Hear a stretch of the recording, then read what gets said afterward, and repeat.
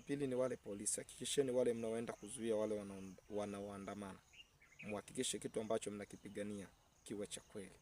Kitu mnachokipigania kiwe cha kweli, kwa sababu niliona baadhi ya polisi na familia zao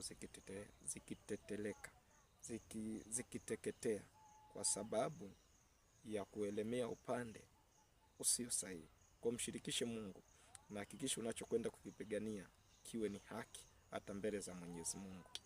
Lakini watatu ni wale wapiga kura. Kuweni makini wakati mnaenda kupiga kura, kwa sababu roho za watu zimechafuka. Nanyi niliona mkizuilika.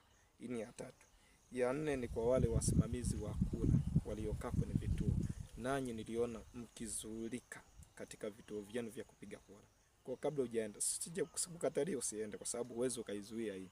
Mpaka sasa ni machafuko yameenda kufanya kutokea. Kama unaenda nenda ukasimamie vizuri, lakini hakikisha unachokisimamia ndicho hata Mungu anakisapoti.